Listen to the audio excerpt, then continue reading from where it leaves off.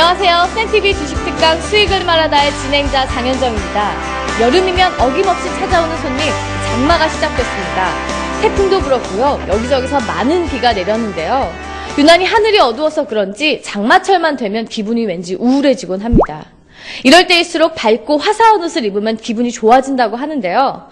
무엇보다 여러분, 밝고 경쾌한 마음만 가진다면 이 장마철 문제가 없습니다. 오늘도 화이팅을 외치면서 강의를 시작해볼까요? 명쾌한 강의로 우리의 기분을 업시켜주실 김석일 소장님께서 오늘도 함께 하실 텐데요. 오늘은 어떤 내용들로 우리의 주식을 보는 눈과 귀를 열게 해주실까요? 오늘 강의도 정말 기대가 됩니다. 부드러운 미소 속에 카리스마가 강의에서 뿜어져 나오시죠? 글로벌 경제연구소의 김석일 소장님 모시도록 하겠습니다.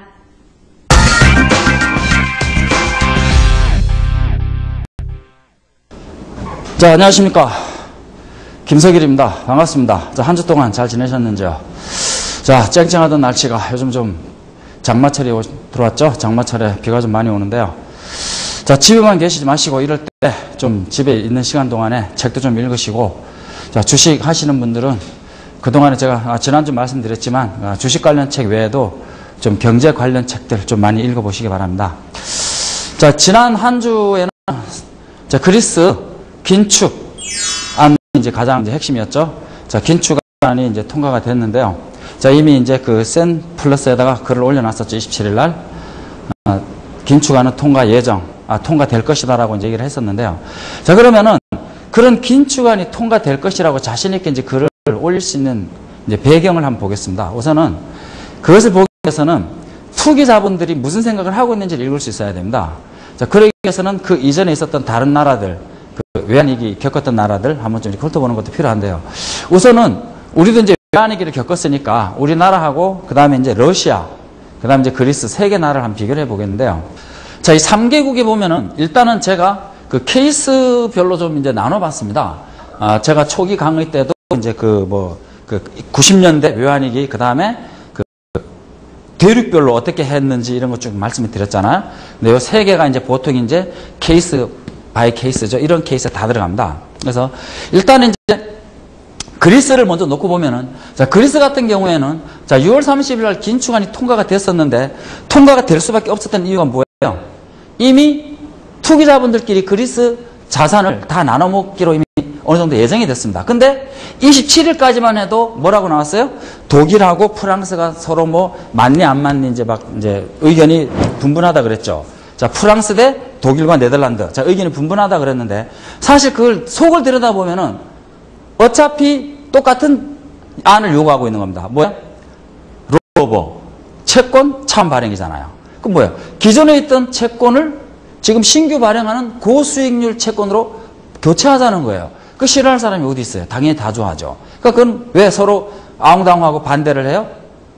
너무 좀 겉보이잖아요. 그러니까 그냥 서로 네 조건 내 조건 하기에는 언론으로 그렇게 비치기에는 좀 무하잖아요. 그러니까 서로 그냥 싸우는 척, 다투는 척만 하는 겁니다. 왜? 아니, 기존에 갖고 있는 낮은 수익률의 채권을 높은 수익률로 교환해 준다는데 그걸 싫어할 사람이 어디 있어요? 이미 그들이 요구하는 게 그거였는데. 그러니까 이미 그건 게임이 끝난 겁니다. 왜? 지난주 강의 때도, 지난주에 그리스 얘기했었나요? 지지난주에 강의였을 때 아마 나왔을 겁니다. 그리스는 이미 손을 들었다. 이 긴축안에 포함되어 있는 게 뭐냐면은 이 긴축안의 가장 핵심적인 게 2011년부터 2015년까지 뭘 하겠다는 거예요? 500억 유로의 국유 부동산 자산을 매각하겠다. 그래서 지금 그리스 같은 경우에는 웬만한 좀 알짜 배기 부동산 건물 공격 다 내놓기로 했죠. 그걸 내놓고 그걸 가지고 이제 빨리 매각해서 뭐 하라는 얘기야? 빨리 매각해서 부채를 채무를 갚아라. 근데 그 이전에 잘 들어보시면은 한 25일쯤 경에 피치에서 그랬을 거예요.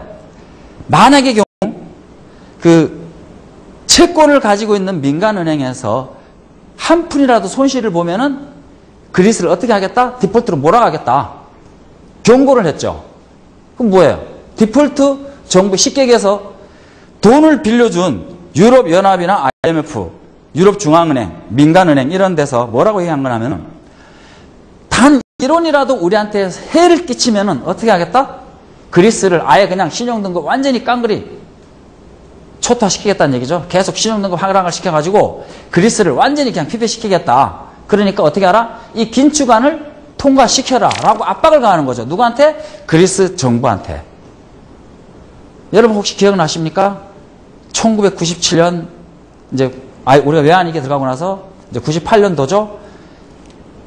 우리가 달러가 없어서 석유를 못 들어오면은 뭐 엘리베이터가 멈춘다. 아마 그런 뉴스 기사 보신 분들 생각나실 겁니다. 그거 똑같은 얘기죠.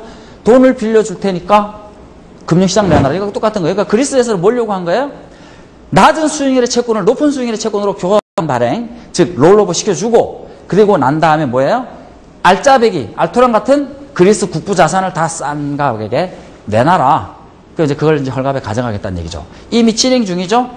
이미 독일 기업에서 이미 그리스 기업 이미 지분 인수 들어간 상태입니다. 이미 들어가 있는 상태고 이제 그리스 자산들 나오는 것들 지금 독일 마찬가지고 뭐 유럽 여러 몇 개 나라들이 이제 지금 그걸 싼 값에 살려고 매수를 하려고 지금 준비하고 있죠. 자, 그러면은 그리스의 외환위기의 원인은 뭐냐 한번 보겠습니다. 그리스의 외환위기의 원인은 2008년도 국제금융위기로 경기 사이클이 급락하면서 유가가 하락했죠. 유가가 하락하면서 뭐예요? 조선 해운업이 불황에 들어갔습니다. 그리스가 뭐예요? 조선 해운 강국이잖아요. 그래서 투기자분들이 딱 생각했을 때는 뭐예요? 유럽에서 가장 타겟으로 삼을 만한 나라가 그리스구나 이거였죠. 자, 과거에 이제 제가 초기 강의 때 한번 말씀드렸죠. 유태 투기자본들이 홍콩을 공략할 때 뭘 생각했었어요? 홍콩 영국 반환 1997년 7월 1일 홍콩 반환이었죠. 홍콩 반환하면 홍콩에 있는 거부 자산들이 다 미국이나 뭐 중국은 아니겠죠. 뭐 대만 아니면 뭐 유럽, 스위스겠죠. 뭐 미국 이런 쪽으로 다 돈을 가지고 나가잖아요. 그 돈을 가지고 빠져나가니까 홍콩은 어떻게 돼요? 홍콩 당연히 약세로 갈 수밖에 없잖아요. 그걸 이용해서 공격을 한 거죠. 딱 공격을 했는데 거기서 이제 중화권하고 싸움이 붙은 거죠. 홍콩, 대만, 중국. 그때 당시에 이제 이 세 개 나라가 다 폐거제로 돼 있었죠. 지금 보시면은 그리스가 지금 폐거제죠. 유로존에 유로화잖아요. 그러니까 유로화에 묶여가지고 그리스의 독자적인 환율을 운영할 수가 없습니다.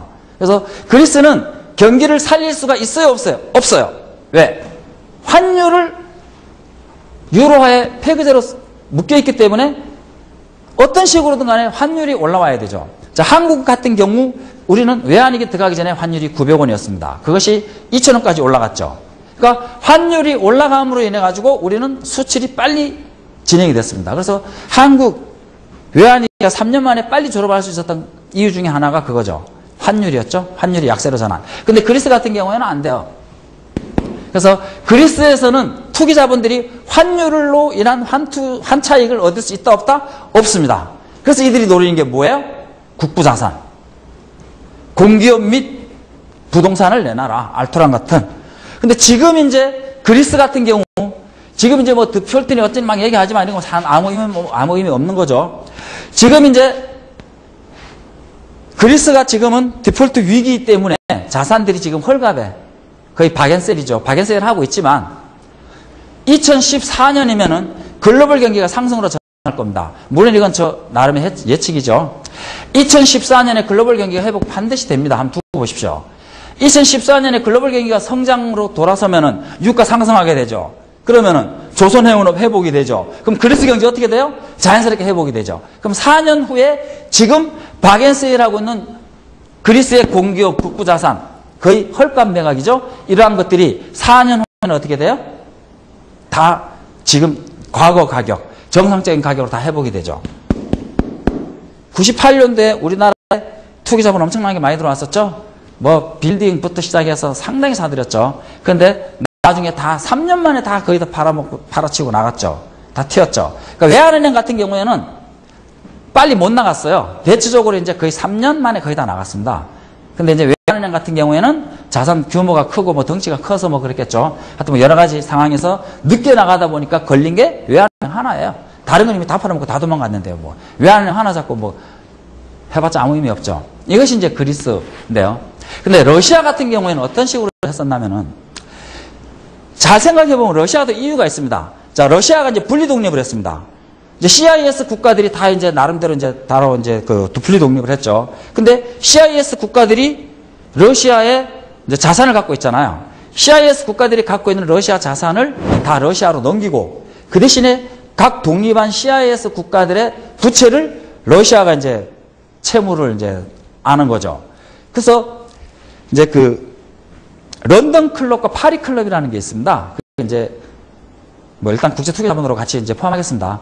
그러니까 런던 클럽과 파리 클럽이라고 있는데 이들이 이제 뭐 하는 데냐면은 이제 이렇게 국가 부채를 뭐 조율하고 조정해주고 뭐 자기네들 받을 거 받고 뭐 이러는 이제 클럽이에요. 그래서 이 런던 클럽과 파리 클럽에서 어떻게 했냐면은 러시아한테 이제 매년 70억 달러씩 이제 부채를 갚아라. 이렇게 해서 자, 그럼 일단은 러시아 같은 경우에는 어느 정도 일정 부분 매년 이제 달러가 나가야 돼, 안 나가야 돼요? 나가야 돼요. 이걸 활용한 거죠. 자, 어차피 러시아는 매년 달러가 나가야 되는데 경제가 조금 안 좋아서 러시아가 적자로 전환하죠. 흑자에서 적자로 전환하면은 러시아는 달러 고갈이 빨리 와요, 늦게 와요? 상당히 빨리 오죠.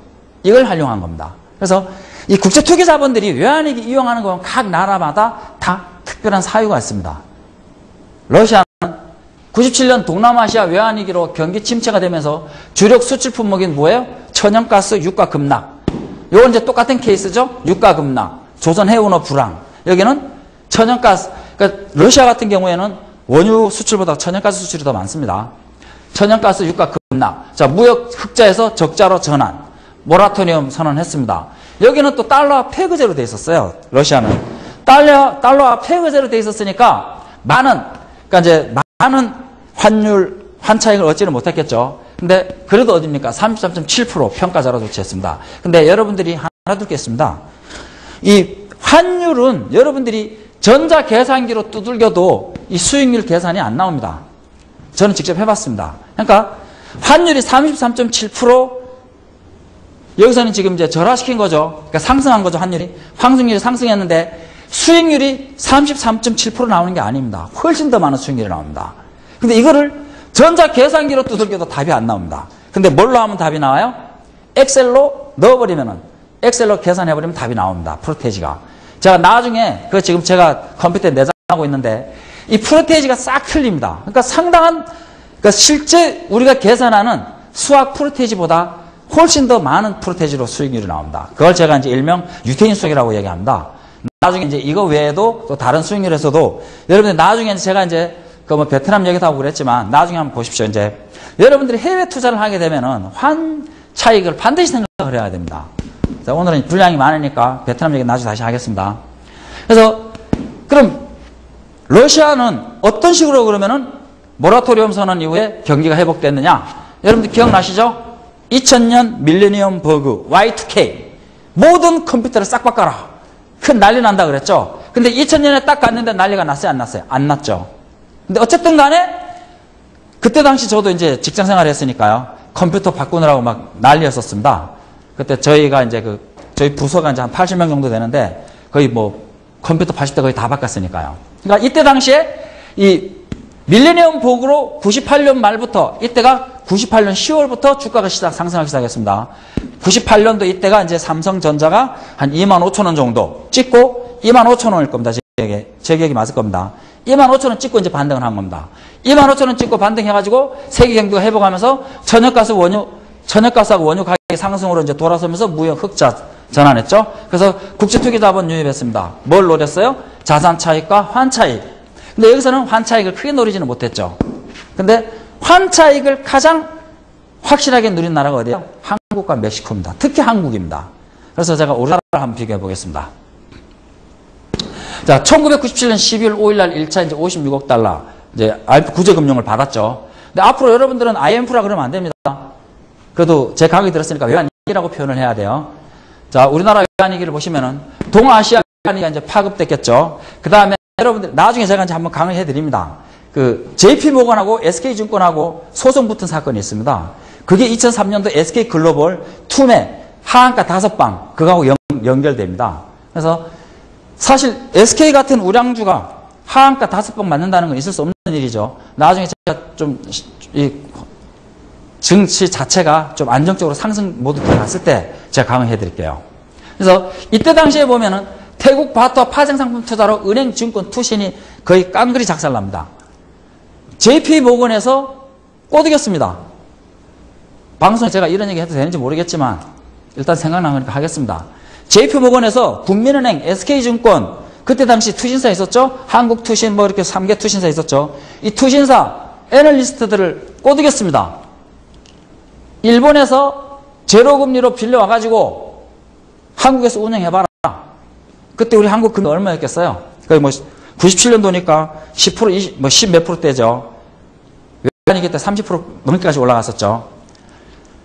근데 보니까 일본에서 제로금리로 빌려와서 우리나라 그냥 놔두기만 해도 10% 넘게 이자가 나오잖아요. 근데 뭐라 그랬어요? 태국 바트화에 투자를 해라. 근데 태국엔 누가 기다리고 있었어요? 조지 소로스가 기다리고 있었습니다. 조지 소로스가 태국 바트화, 여러분들 키코 기억나시죠? 키코가 뭡니까? 밴드를 설정해놓고 하락하면은 안 줘, 올라가면은 따따블로 손실 나는 거죠. 그거에 걸려든 겁니다. 그래서 태국 바트화가 그때 당시에 이제 우리나라도 보면은 그때 당시 뭐 환율이 뭐 키코 들어갈 때 키코 당시 때도 보면은 원화 환율이 뭐 약세로 간다, 강세로 간다, 하락한다는 얘기 많았잖아요. 그때 당시 태국도 경제가 좋았습니다. 그래서 96년도니까 그러니까 태국 바트화를 밴드를 정해놓고 올라가면은 엄청난 손실, 강세로 하락하면은 뭐 그냥 뭐 별 손실 없는 걸로 이제 거기에 들어갔는데 그 키코 사건 이전에 이미 또 다른 키코, 전신 키코들이 몇 개 사건이 있습니다. 근데 여기에서 이제 조지 소로스는 태국에서 딱 파생 상품 딱 만들어 놓고 기다리고 있고 JP모건은 한국 금융회사들을 꼬드겨서 거기에 투자하라고 한 거죠. 거기서 어떻게 된 거예요? 싹 다 까먹었죠.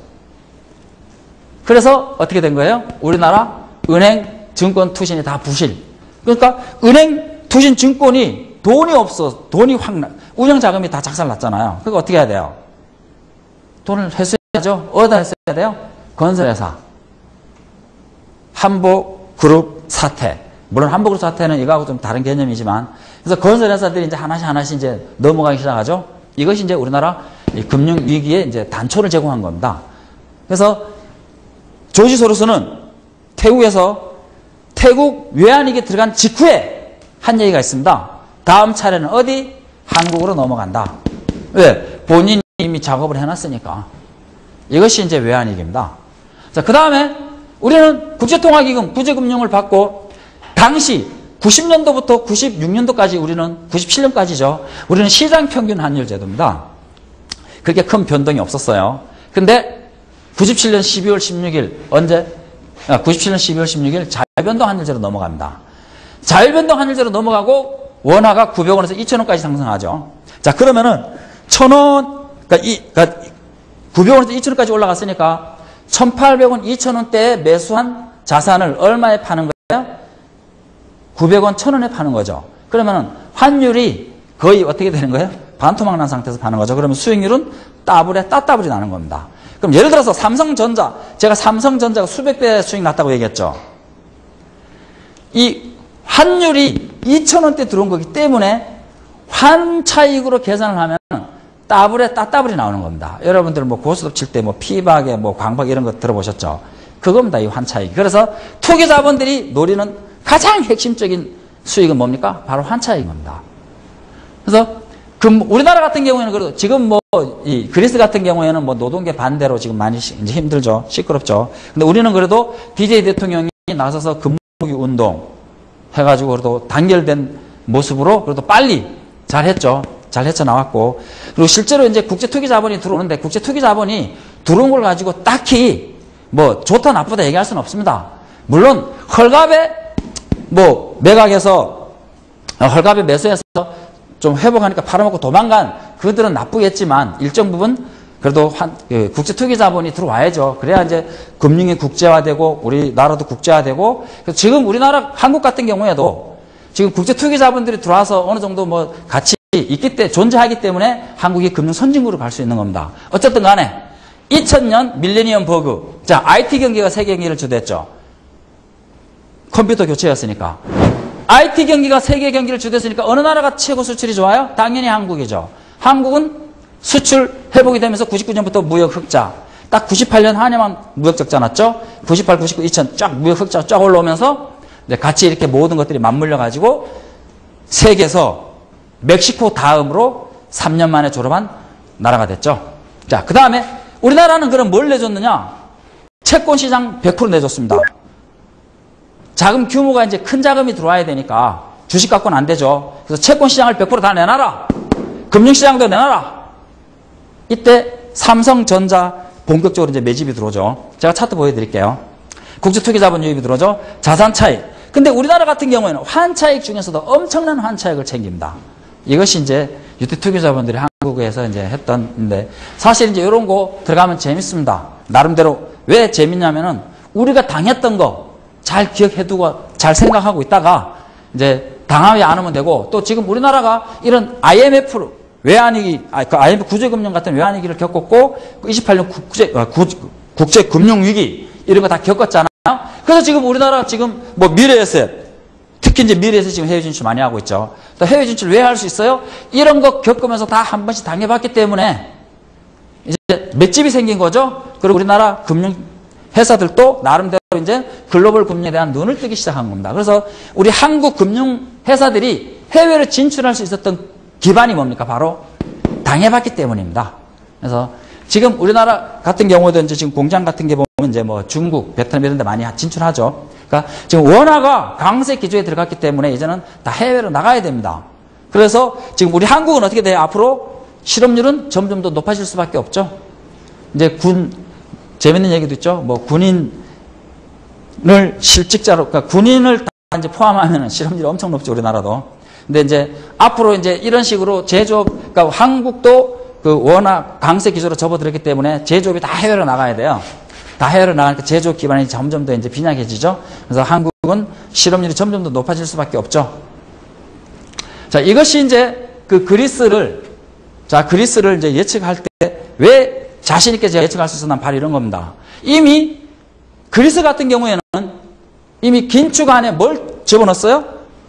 500억 유로 자산을 매각하겠다라는 안을 넣었는데, 그럼 이 안을 부결시키면 누가 제일 피해를 봐요? 국제투기자본들입니다. 채권 갖고 있는 국제투기자본. 그리고 지금 뭐예요? 그리스 자산을 헐갑, 우량자산이죠. 우량자산을 헐갑에 헌팅해야 될 이 유럽의 회사들, 이런 회사들이 가장 피해를 봅니다. 근데 반대를 하게 놔두겠어? 안 놔두죠?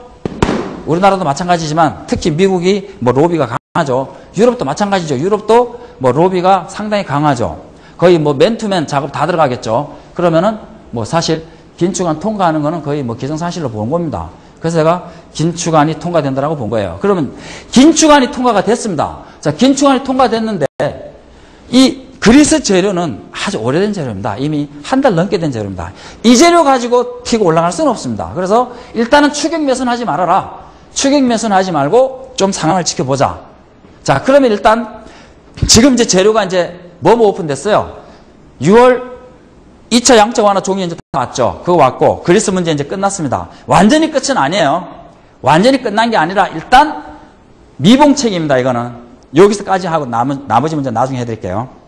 그럼 일단은 이제 그 문제 해결됐고, 자, 이제 뭐 눈에 보이는 문제들은 일단은 해결됐죠. 그 이제 뭐가 남았어요? 7월 들어가면은 유럽 은행들 스트레스 테스트가 남아있죠. 스트레스 테스트하고 또 뭐 있어요? 그동안에 눈에 얘기했던 미 채무 한도 증액 승인 문제, 이 문제가 남아있잖아요. 그래서 우선 어떻게 하자는 얘기냐면은 지금 종목별로 순환매가 계속 돌고 있죠. 종목별로 순환매가 돌고 있는데 이번 주 방송부터는 제가 종목을 쏩니다. 저는 이것저것 돌아다니면서 매매 안 합니다. 확실한 전망 있는 주식을 분할 매수로 들어가서 중장기 투자를 합니다. 일단 이제는 주식을 매수해도 좋다는 얘기입니다. 근데 아직은 적극적인 매수는 안 됩니다. 공격적인 매수는 하는데 오늘 제가 차트를 몇 개 보여줄 겁니다. 차트를 몇 개 보여주는데 이제는 종목을 매수해도 괜찮습니다. 그 대신에 뭘로 하라? 확실한 실적 우량주, 그리고 아까 얘기했던 반도체, 4세대 이동통신, GLT죠. 그거, 그리고 이제 자동차, 장기 보유, 그리고 나머지 종목들은 뭐 좀 단기매매로 보시면 되죠. 자, 근데 제가 이 자료를 보여드린 이유가 뭐냐면은 지금 그리스 같은 경우에 보면은 그 국제 신용평가 회사들이 신용 등급을 막 강등시켰죠. 자, 우리나라 한번 볼까요? 90년에서 96년까지는 뭐 A1, AA-, AA- 유지하고 있었죠. 무디스, S&P, 피치였습니다. 근데 이제 97년 10월 이전에는 이제 한 단계 내려왔죠. 근데 여기서 보시면은 97년 11월, 12월에 막 강등시키죠. 97년 11월 27일 날 쭉 내리고, 그 다음에 12월 10일 날 막 내리칩니다. B뿔까지 막 내려오죠. B-, BA1까지. 이렇게 해서 이제 막 그 투기 등급 회사 채권까지 막 내려옵니다. 이게 최근에 뭐예요? 지난주에 그 그리스 신용 등급을 막 B-까지 막 내렸죠. 그러니까 C까지도 막 내려왔죠. C1까지 내려왔죠. 그러니까 이게 뭐예요? 투기 등급도 안 되는까지 막 내려꽂습니다. 왜? 그래요? 긴축안 통과시키라는 얘기입니다. 긴축안 통과 안 시키면 어떻게 했다는 얘기예요? 신용 등급을 추가로 막 하락시켜가지고 아주 그냥 그리스 경제를 초토화시키겠다는 얘기죠. 그러니까 반대하지 말라는 얘기죠. 뭐 그런 의미로 해석하시면 됩니다. 근데 이게 이제 그 신용평가 등급을 강등시키는 가장 큰 이유가 바로 이겁니다. 미국 상업은행들이 단기부채 연장을 안 해줍니다. 왜? 니네 신용등급이 나빠졌으니까. 그럼 뭐예요? 당장 내가 빌려준 돈 당장 내놔라는 얘기입니다. 내가 빌려준 돈 지금 당장 내놔라. 줘야 돼, 안 줘야 돼요? 줘야 돼요. 이거 안 주면은 디폴트잖아요. 무조건 줘야 됩니다. 이거 줘야 되고, 미국의 만기 연장률이 낮으니까 국제금융회사들이 한국에 대한 지원 안 해줍니다.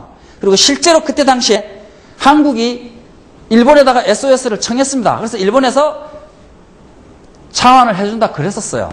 해준다 그랬었는데 누가 막았어요? 미국이 일본에 압력을 넣어가지고 한국에 빌려주지 말아라.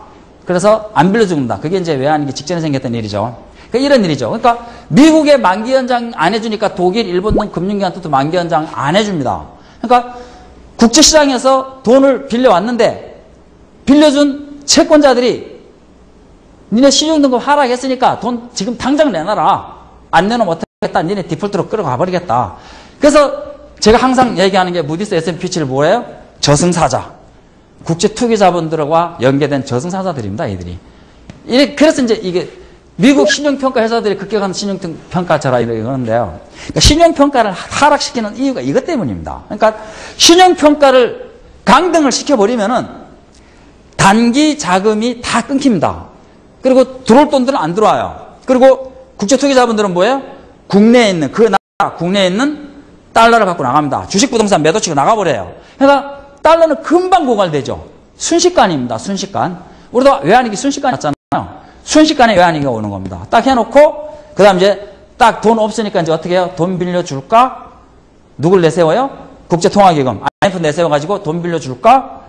좀 빌려달라 그러면은 니네 채권시장 100% 다 내놓고 이거 내놓고 저거 내놓고 내놓을래 안 내놓을래 그러면 요거 너무 심하다. 딱 그럼 이제 뭐라 그래요? 그러면 니네 달러 없으면 원유 못 들어오잖아.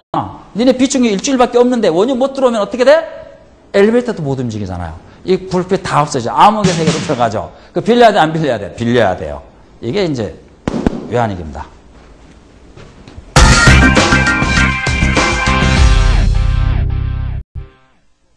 자, 지금부터 보는 자료는 채권하고 뭐 기타 이제 주변 상황들입니다. 그래서 일단은 그러니까 후반부에 종목을 얘기를 해야 되기 때문에 조금 빨리 넘어가겠습니다. 지금 한국 국고 채권이 채권 수익률이 상승하고 있어요. 자, 채권 수익률 상승은 뭘 의미한다? 채권 가격 하락이다. 그러니까 채권을 매도하고 있다는 얘기죠. 채권을 매도하기 때문에 채권 가격이 하락하고 채권 수익률이 올라오는 겁니다. 그럼 지금 국내 금융시장은 어떻다는 얘기예요? 한국 채권, 국고채를 매도하고 그 자금을 어디로 가고 있다? 증시로 가야 되는데 지금 증시로 오고 있어요? 안 오고 있어요? 아직 안 오잖아요. 지금 외국인들 매수 적극적이지 않잖아요. 그럼 이 돈은 지금 어디로 가는 거예요? 대략 뭐 MMF나 CME 쪽으로 들어가고 있겠죠. 예를 들면 MMF 들어간다고 보면 되겠죠. 그러니까 외국인들은 지금 한국에서 돈을 가지고 나가지는 않습니다. 근데 적극적으로 매수하냐? 적극적인 매수도 안 합니다. 그럼 뭐예요? 관망. 뭘 좀 보자는 얘기예요. 7월 초 중순까지 흐름을 좀 지켜보고 적극적으로 매수하겠다. 그럼 우리는 어떻게 하면 돼요? 뭐 외국인 따라서 나쁠 거 없잖아요? 우리도 좀 지켜보는 거예요. 좀 지켜보는데 종합 전체적인 흐름은 지켜보되 이번 주부터는 이 방송 나가는 시점부터는 주식을 매수해도 된다 안 된다? 된다. 해도 된다는 얘기입니다. 자, 원유는 반등이 들어오는 시점이죠. 반등이 들어오는 시점인데 자, 반등이 들어오는데 반등은 어디까지나 반등이죠. 지표는 좋습니다. 근데 여기서 200일선을 찍고 반등이 들어온다고 얘기를 했죠. 자, 200일선 찍고 반등이 들어오는데 문제는 중국 경기가 완전하게 회복이 될 것이냐. 거기에 따라서 얼마큼 올라올 거냐 결정되죠. 일단 조선주가 수주 영향으로 해서 추가 상승은 가능하겠지만 일단 저는 유가 관련주는 분할 매도입니다. 왜? 일단 유가는 여기서 좀 더 올라오면 또 무슨 얘기가 나와요? 미국 비축유 방출 얘기 나오겠죠. 유가는 이미 투기자본들이 뭘 결정했어요? 유가는 하락으로 끌고 가는 걸 이미 결정을 한 상태입니다. 그럼 유가는 반드시 하락합니다. 그럼 지금 올라오는 거는 200일선에서 찍고 반등이잖아요. 그래서 화학주든 조선주든 뭐 정유주든 물론 종목별로 실적에 따라서 따로따로 다 움직이죠. 지금은 업종 테마로 움직이는 게 없습니다. 지금은 종목별로 다 실적 따라 움직여요. 그래서 뭐 종목별로 좀 뭐 여러분들이 투자 전략을 따로 가져가야 되겠지만 일단 기본적으로 조선 정유화학은 올라오는 대로 분할 매도. 자, SK텔레콤 주봉 차트를 보시면은 2000년도 아까 얘기했던 밀레니엄 버그 Y2K죠. 그때 당시 50만 7천원까지 내갔습니다. 50만 7천원까지 상승했는데 쭉 하락합니다. 언제까지 하락해요? 12년 동안 하락했어요. 12년 동안 하락해 지금 얼마까지 내려왔냐면 오늘 종가로 15만 9,500원입니다. 장중 가격입니다. 이게 15만 9천원 내려왔으니까 68% 내려왔어요. 그러니까 70% 하락했죠. 그러니까 70% 하락했으니까 한 3분의 1토막, 4분의 1토막까지 난 상태죠. 자, 이렇게 해서 여기에 보시면은 천일선이 보입니다. 그러니까 천주선이 되겠죠. 천주선이 보이는데 이 천주선은 거의 아주 큰 이 회사가 망하기 전에는 안 깹니다. 그래서 일단 천주선 위에서 지금 턴하는 모습이 나오는데 여기서 지금 재료가 터졌습니다. 무슨 재료? 4세대 이동통신 재료가 터진 겁니다. 그래서 일단은 SK텔레콤은 일단 매수 구간으로 들어왔다. 자, 최근에 4세대 이동통신주 중에서 가장 강한 게 KT입니다. KT 같은 경우에는 보면은 2000년 밀레니엄 버그 때 19만 9천원까지 올라왔습니다. 19만 9천원까지 올랐던 주식이 지금 39,850원, 80% 하락했으니까 몇 토막 난 거예요? 5분의 1토막 난 겁니다. 5분의 1토막이 나가지고 지금 반등이 올라오는 중인데 여기서 이제 뭐가 터졌어요? 4세대 이동통신. 자, 12년 만에 지금 12년간 하락하고 나서 이제 반등이 올라오는 모습이죠. 자, 이제부터 이제 핵심입니다. 이제부터 핵심이 들어가는데 제가 오늘 강의하고자 하는 내용은 바로 이겁니다. 3세대 이동통신 2006년에 있었습니다. 자, LGU 플러스 주봉인데 여기서 보면은 SK텔레콤하고 KT 같은 경우는 워낙 기간이 길어가지고 2006년도 별로 이제 그 흐름이 약하게 보였죠. 근데 여기서 보시면 2006년에 올라옵니다. 2,900원에서 거의 14,000원까지 올라오죠. 1세대가 95년이었고 2세대가 96년, 3세대가 2006년이었습니다. 3세대 나왔을 때 이렇게 한 4, 5배 올라왔는데 4세대는 이제 2012년 내년입니다. 내년인데 그러면은 내년에 가서 매수해야 되냐? 안 되죠. 내년에는 뭐가 일어나요? 상투가 일어나죠. 상투. 그러니까 항상 이런 것들은 어떻게 돼요? 실시하는 시점이 상투입니다. 실시하는 시점이 상투니까 일단 지금 매수를 해서 2012년에 4세대 본격적으로 시작하면 매도 쳐야 되는 시점이죠. 그래서 지금이 매수 구간이죠. 쌍바닥 찍고 지금 턴하는 모습이죠. 자, 이 차트는 제가 2005년도에 이제 그 삼성전자 강의하던 차트입니다. 지금 제가 뭘 보여줬어요? LG U 플러스 차트를 보여줄 때 1세대, 2세대, 3세대, 4세대를 보여줬죠. 3세대에서 지금 뭘로 넘어가는 거예요? 4세대로 넘어가는 거죠. 세대가 바뀔 때 32비트, 64비트 넘어갈 때 이때 당시가 47만원짜리였습니다. 삼성전자가. 이게 들고 나서 얼마 올라왔어요? 80만원 돌파했죠. 이것이 뭘 의미하냐면 보세요. 자, 윈도우 95 나왔을 때 상승했습니다. 윈도우 98 나왔을 때 상승했죠. 윈도우 XP 나왔을 때 상승했죠. 플래시 메모리 때 상승했습니다. 계속 이렇게 올라가죠. 자, 그럼 삼성전자는 본격적인 상승기가 언제예요? 뭐가 나와야 돼요? 윈도우 8이 나와야 됩니다. 윈도우 8 언제 나와요? 내년. 그럼 삼성전자가 바닥을 다지기 위해서 뭐가 잘 나가야 돼요? 이동통신 쪽이 먼저 실적이 회복이 돼야 되겠죠. 제가 이걸 왜 보여주는 거예요? 지금 4세대 이동통신이 새로운 그 시대를 도래하는 거기 때문에 그 통신 4세대 이동통신 관련주는 상승을 한다는 얘기입니다. 그래서 4세대 이동통신이 지금 시작하는 이 시점, 지금 시점이 매수 시점입니다. 나중에 내년에 가가지고 4세대 이동통신 본격적으로 시작하면은 상투잖아요. 항상 이게 뭡니까? 윈도우 XP 발표했을 때는 다 상투였어요. 윈도우 9 다 마찬가지입니다. 지금 이거 차트를 확대시켜 놓고 보면은 본격적인 출시 시점이 다 상투입니다. 그럼 4세대 이동통신도 마찬가지죠. 4세대 이동통신도 지금 준비하는 시점, 지금 투자 시작하고 있죠. LG U+, KT, SK텔레콤 다 지금 투자하고 있잖아요. 제 투자가 들어가는 시점이 뭡니까? 수주가 일어나잖아요. 지금 수주 일어나면서 나중에 이제 본격화돼가지고 막 이제 뭐 너도 알고 나도 알고 다 알면은요. 그때 가서는 이미 상투 떨어지는 거죠. 아무 의미 없죠. 그러니까 매수를 하려면은 4세대 이동통신을 매수하려면은 지금부터 매수 들어가야 됩니다. 지금부터 매수 들어갔다가 나중에 2012년에 가가지고 4세대 이동통신 막 본격화되고 뭐 언론에 이제 데스크를 하면 그때는 여러분들은 뭐예요? 여러분들 스스로 알아서 매도 치고 나가세요. 자, 이 차트가 가장 유명 워런 버핏 대표적인 코카콜라 차트입니다. 이게 제가 2005년도에 가던 차트입니다. 이걸 어떻게 제가 이제 지금 과거 자료를 좀 찾다가 이제 몇 개 찾아놔서 이제 한번 보여드리는 건데, 자, 제가 이 차트를 보여주는 의미는 뭐냐면은 앞으로 한국 증시가 상당히 강한 상승을 한다는 걸 여러분들한테 보여주기 위해서 이게 차트부터 시작하는 겁니다. 자, 여기서 보시면은 코카콜라 차트는 1980년부터 상승을 시작합니다. 1980년부터 상승하는데 73년도에는 0.41달러였다가 85달러까지 왔으니까 몇 배 올라온 거예요? 200배 올라온 겁니다. 자, 200배 올라왔는데 여기서 보통 보면 이제 그 80년대 이때가 미국이 1970년부터 82년까지 박스권 짜죠. 500에서 1000포인트 박스권 짜고 돌파합니다. 돌파하는데 이때부터 이제 본격적으로 이제 상승기가 나오는데, 여러분들이 이 코카콜라는 무슨 주식이다? 지난번 강의때 한번 얘기했죠? 수출주입니다. 수출주. 코카콜라가 미국에서만 판매됩니까? 아니죠. 전 세계 곳곳으로 다 나가잖아요. 그러니까 수출주인데, 여러분들한테 제가 이 강의 오늘 이 코카콜라 차트를 보여주는 가장 큰 의미는 뭐냐면은, 그럼 코카콜라가 전 세계적으로 다 이제 수출을 하는데 무슨 기업이다? 다국적 기업입니다. 쉽게 얘기해서 미국의 다국적 기업이 본격화된 게 1980년도부터입니다. 1980년도부터 미국이 다국적 기업이 나오면서 미국 증시는 어떻게 돼요? 80년부터 언제까지? 90년, 2000년까지 해서 20년 동안 장기 레이스가 나옵니다. 다국적 기업 본격화. 이것이 핵심입니다. 여러분들한테 그걸 얘기하고 싶은 겁니다. 그럼 우리나라에서는, 자, 워렌 버핏만 그럼 주식 투자 잘하냐? 우리나라에서는 그러면 200배 나온 종목이 없냐? 있죠, 우리나라도. 바로 SK텔레콤입니다. SK텔레콤이 2,200원이었습니다. 이때가 뭐 90년도 초반이었죠. 2,200원에서 50만 7천원까지 갔으니까 229배까지 올라갔죠.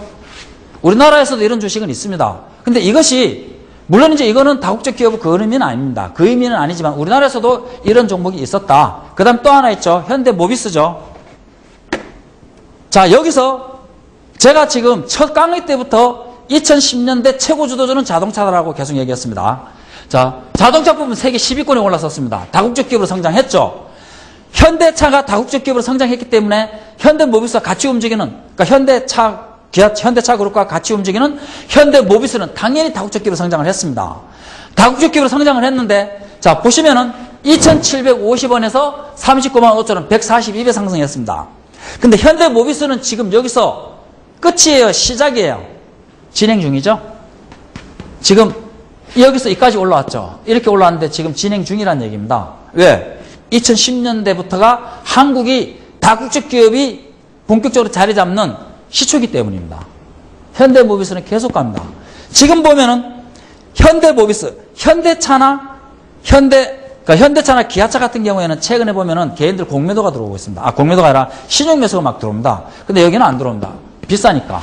그러니까 비싸니까 누구만 사서 가요? 기관, 외국인만 사서 가는 거예요. 이것이 1980년대, 90년대, 아까 코카콜라 올라왔던 그런 거죠. 미국의 뭐예요? 니프티, 피프티. 40개 초우량 종목. 이게 이제 우리는 언제 나타나는 거예요? 2010년대. 이제 앞으로 이제 계속 이렇게 진행이 되는 거예요, 우리나라도.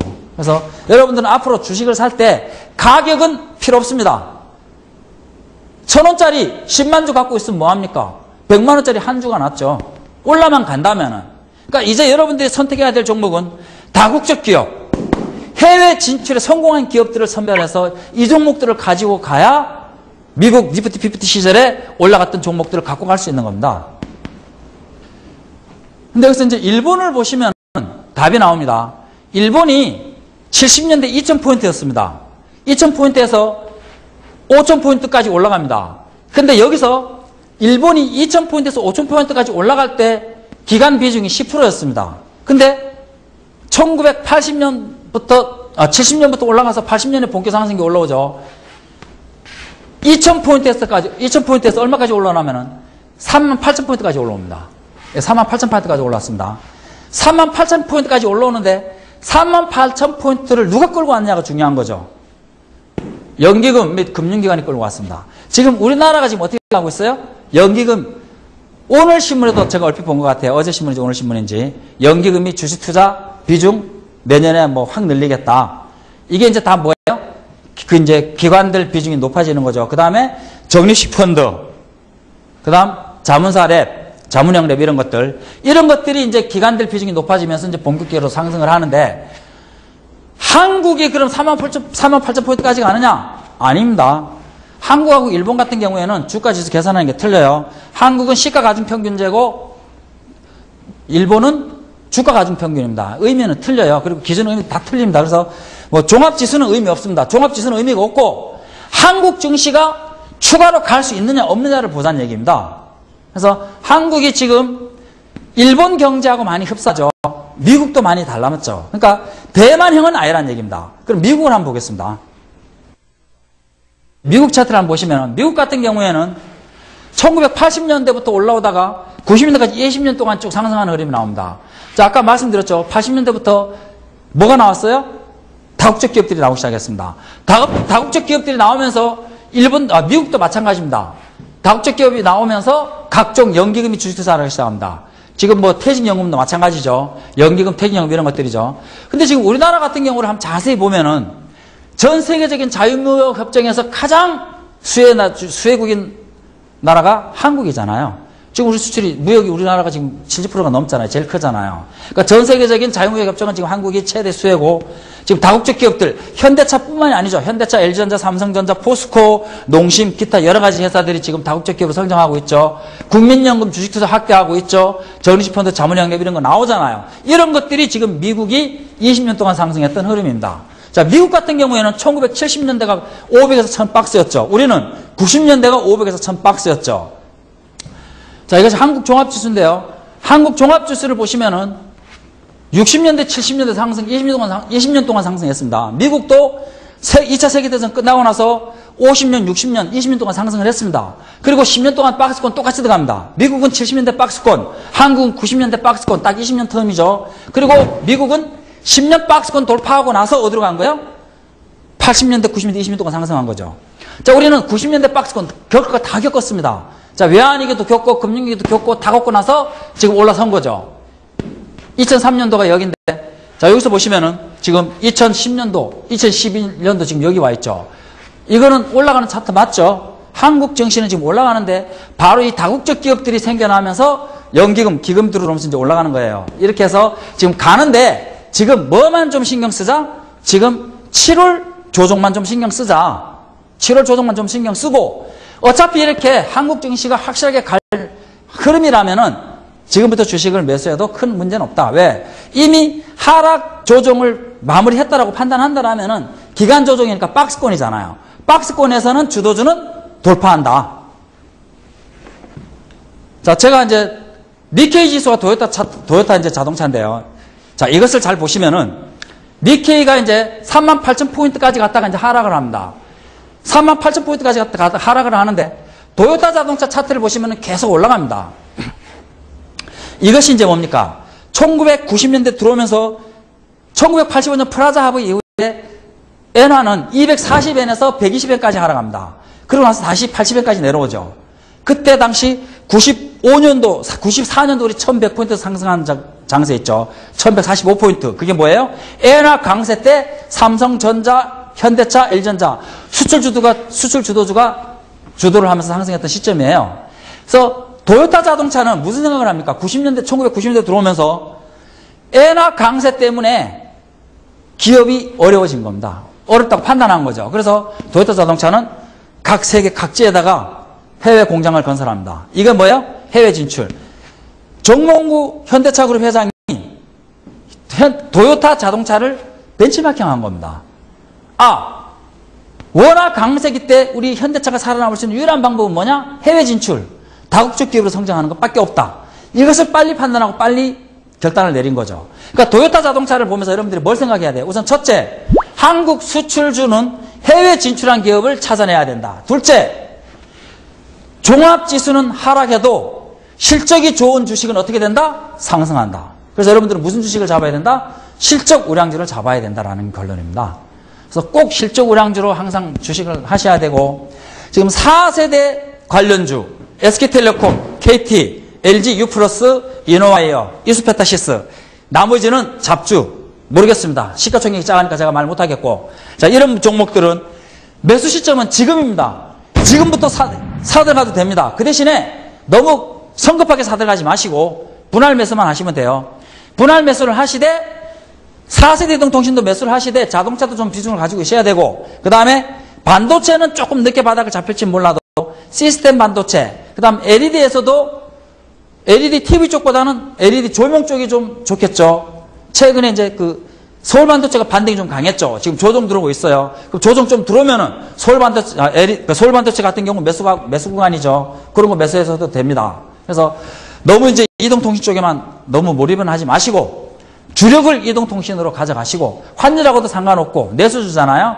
그러니까 일단은 현재로서는 가장 여러분들이 접근하기 쉬운 종목이 뭐다? SK텔레콤, KT, LG U+, 이 세 종목입니다. 일단은 이 세 종목을 매수를 시작하세요. 이제부터 매수를 시작하시고 자동차주 좀 가져가시고, 그다음에 이제 시스템 반도체나 이제 OLED죠. 이제는 OLED로 넘어갔죠. OLED 관련주들 이런 것들 좀 포트폴리오 구성해가지고 서서히 매수를 하시다 보면은 그래도 어느 순간에 조정은 끝이 날 겁니다. 그래서 일단은 제가 조정은 너무 두려워하지 말란 얘기입니다. 조정은 너무 두려워하지 말라. 그 대신에 금방 장은 상승할 수 없다. 그래서 천천히 조정을 이용해서 분할 매수하면서 물량을 확대해 나가는 전략으로 나가자. 이것이 이제 오늘 강의의 핵심입니다. 자, 일단은 여러분들이 뭐 내용이 많았지만 오늘 핵심 뭡니까? 4세대 관련주는 매수를 해도 된다. 라는 것이 핵심입니다. 자, 그럼 다음 주에 또 좋은 내용으로 뵙겠습니다. 감사합니다. 네, 오늘 강의도 잘 들으셨죠? 이 몰아치는 빗소리마저 시원하게 들릴 만큼 정말 좋은 강의였습니다. 제가 늘 집에 갈 때 정말 좋은 정보들만 가지고 가기 때문에 발걸음이 참 가벼운데요. 여러분도 저와 같은 마음이시죠? 오늘도 소중한 강의해주신 김석일 소장님께 진심으로 감사의 말씀을 드리면서 저희는 다음 이 시간에 찾아뵙도록 하겠습니다. 함께해 주셔서 감사합니다.